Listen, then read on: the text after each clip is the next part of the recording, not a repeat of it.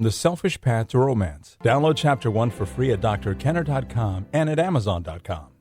Self-sacrifice, we drool, is the ultimate virtue. Can a man sacrifice his integrity, his rights, his freedom, his convictions, the honesty of his feeling, the independence of his thought? Self-sacrifice? But it is precisely the self that cannot and must not be sacrificed. A man's self is his spirit. It is the unsacrificed self that we must respect in man above all. And that's from The Fountainhead by Ayn Rand. Well, with me today to talk about the myth of selfishness, or the myths around it, is journalist Peter Schwartz, who is the founding editor and publisher of The Intellectual Activist and is on the board of directors of the Ayn Rand Institute. Welcome to the show, Peter. Thank you, Ellen. Thanks for having me. Oh, it's wonderful to have you on. I know so many people who are unhappy because they feel guilty doing things for themselves.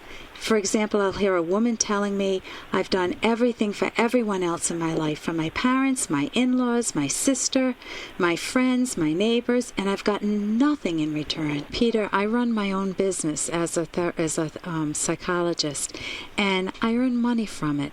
And I could say that, it's true, it's nice to help other people, and I give away some of my money, but I'm able to keep some of it. So isn't it the case that as long as I give away some of my money, that I'm not being selfish, and it's okay to keep some of it?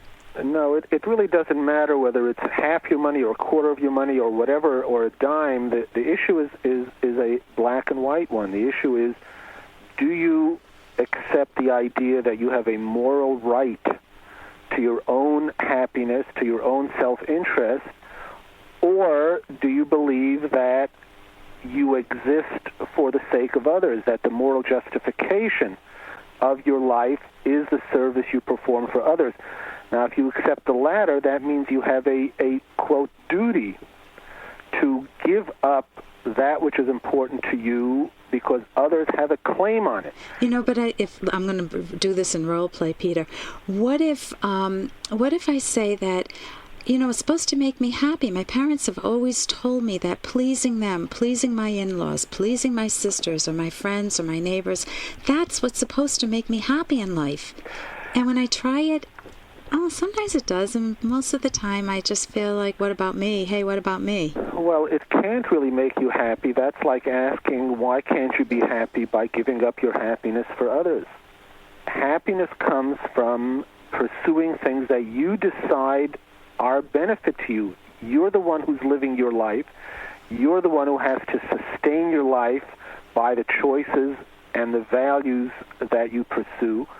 And if you say, my life isn't important, my life exists for the purpose of serving others, I'm not going to go after my own happiness, I'm going to surrender it for the sake of others, that makes your happiness unachievable.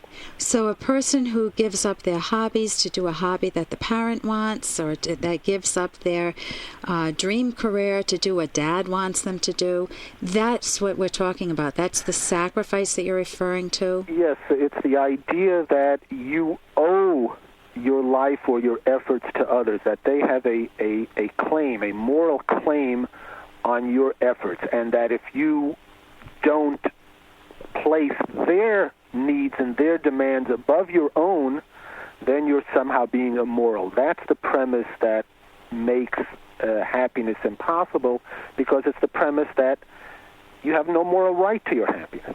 So knowing that you have a moral right to your life is essential for happiness.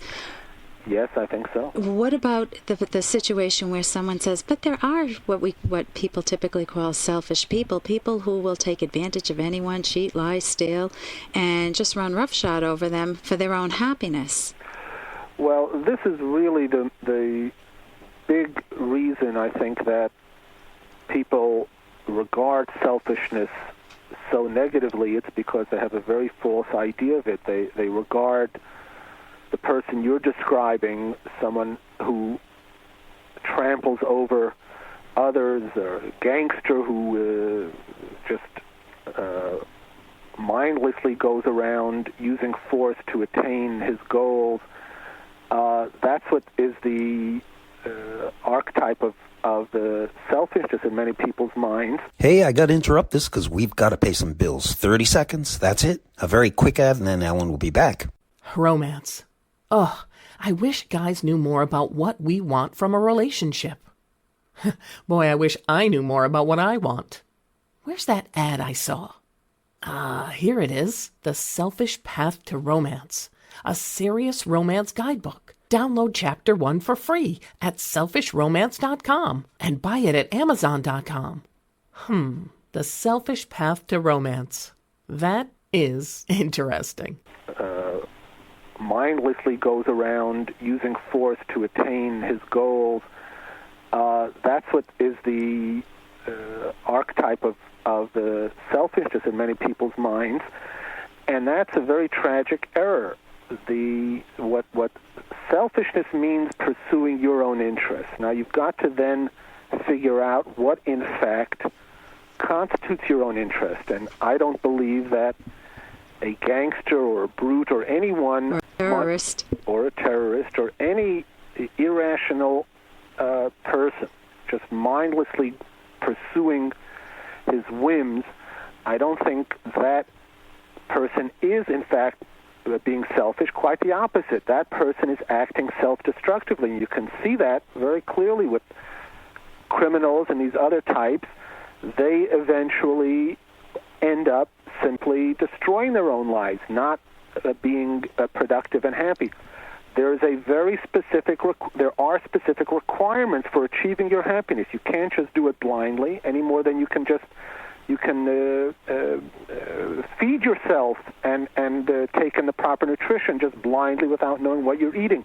You have to be rational about this and pursue your values by deciding logically what in fact achieves your interest, and it can't be done purely by emotion. Okay, so when we say pursuing your values or pursuing the goodies in life, that also includes your own good estimate of yourself, that you're an honest person with integrity, that you're self-reliant, productive, and that you're ambitious, that you go after goals that are your chosen goals, that's a central point for your own happiness. All rational values, including honesty and productivity and integrity, are essential for your self-interest. Okay, so we'll conclude by saying it's wonderful to be self-valuing, to have self-interest, or if you want to say it, to be selfish, not to apologize for being selfish. Would that be accurate? Yes, absolutely. Thank you so much for joining us. This is Mr. Peter Schwartz from the Ayn Rand Institute.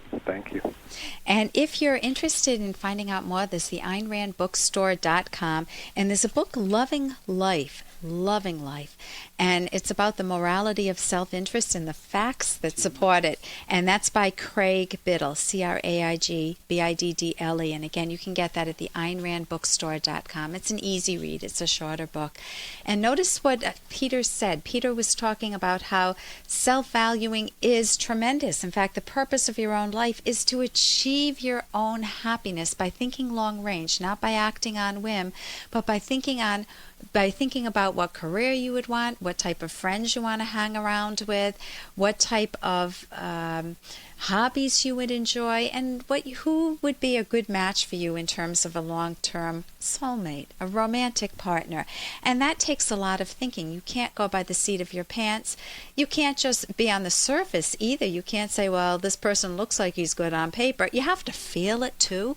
So you have to be able to know how to introspect, how to understand your emotions so that they don't lead you astray, but not to ignore them either. And that takes a wonderful, wonderful skill of introspection, which is what we talk about on this show a lot, how to read your own mind. For more Dr. Kenner podcast, go to drkenner.com and please listen to this ad. Here's an excerpt from The Selfish Path to Romance, the Serious Romance Guidebook by clinical psychologist Dr. Ellen Kenner and Dr. Edwin Locke. One way to actively and respectfully listen to your partner is to check for misunderstandings. When your partner finishes talking, briefly summarize what you heard, then add, "Did I hear you correctly that?" and repeat their words. You want to explore inconsistencies. You say you're okay, but you seem so disappointed. What's really on your mind? Ask for specific examples if your partner uses vague language. If your partner says, "You never do anything right," you can follow up with, "Something specific I did must really be bothering you. Tell me what it is." You can download Chapter 1 for free by going to drkenner.com. And you can buy The Selfish Path to Romance at amazon.com.